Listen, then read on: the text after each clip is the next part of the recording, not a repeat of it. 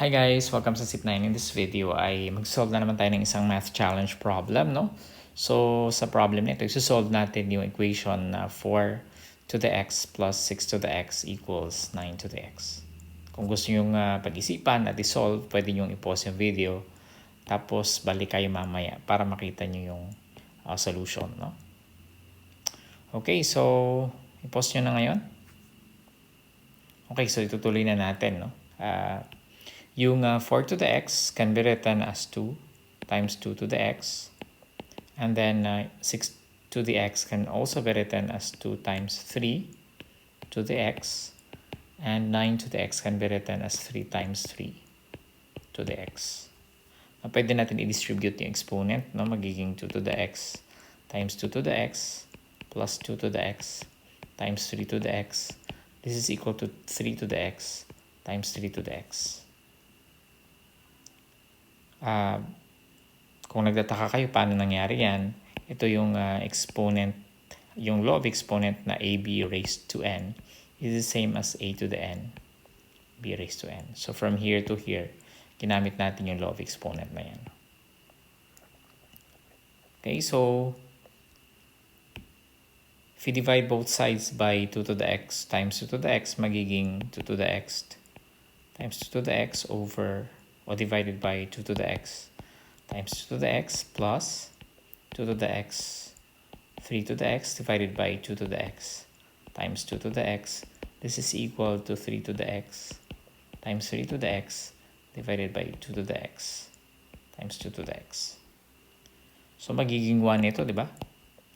Plus, I can rewrite this as 2 to the x divided by 2 to the x times 3 to the x divided by 2 to the x. This is equal to 3 to the x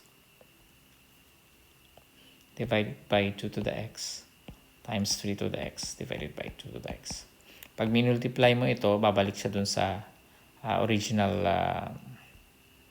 expression. So pareho lang yung dalawang yan. And ganun din yung nasa right hand side, no? So this also becomes 1, right? This is equal to 1. So magiging 1 plus yung 3 to the x divided by 2 to the x, I can rewrite that as 3 halves to the x.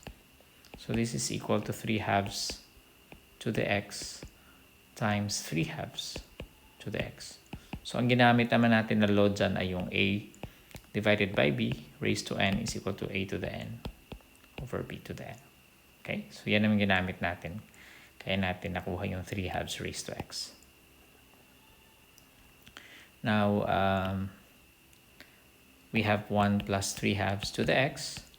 At anong mangyayari pag yung 3 halves to the x ay minultiply mo sa sarili niya? It becomes 3 halves to the x squared, di ba? So if we let 3 halves to the x be equal to n, yung equation sa itaas magiging 1 plus n equals n squared, which is the same as n squared minus n minus 1 is equal to 0. Now this is a quadratic equation. And we want to find the value of n para makuha natin yung value ng x, no? This is a quadratic equation in n, so pwede tayong gumamit ng quadratic formula, no? So ang a natin dito ay yung kasama ng n squared, that's 1. Yung b natin ay negative 1 at ang c natin ay negative 1. So using the quadratic formula, we have n equals negative b plus minus square root of b squared minus 4ac all over 2a. Okay? So this is equal to negative of negative 1 plus minus square root of negative 1 squared minus 4ac all over 2a, di ba? So that is equal to 1 plus minus square root of, this is 1 plus 4, di ba? This becomes 1, this becomes plus 4 kasi dalawang negative. So 1 plus 4 is 5 divided by 2. Right? So yun yung value ng n natin. So dalawa, no? N is equal to 1 plus square root of 5 divided by 2, tsaka n equals 1 minus square root of 5 divided by 2. Hindi pwede ito, no? Hindi pwede yung may minus kasi magiging negative siya. At bakit hindi pwede negative? Kasi kung makikita natin dito, yung 3 halves raised to x is positive. It's always positive, no? So, ibig sabihin, ang n lang natin ay 1 plus square root of 5 divided by 2. Okay, balikan natin yung equation, no? 3 halves raised to x is equal to n. So, 3 halves raised to x is equal to n. If you get the logarithm of both sides. So, may exponent tayo dito, di ba? So, para makuha natin yan, kunin natin yung logarithm. So, logarithm of 3 halves to the x.